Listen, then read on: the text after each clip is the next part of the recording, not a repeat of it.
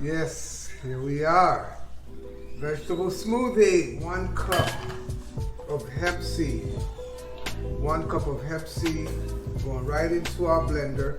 We're going to be rocking this with red pepper, orange pepper, yellow pepper. So Albert's going to get our peppers ready for us while I blend.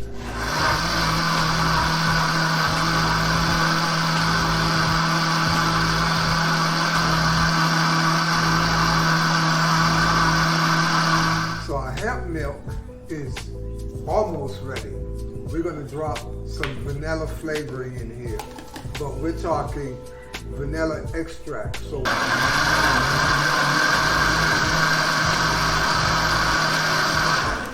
you see how those peppers just smooth themselves out automatically. You got this magnificent recipe here.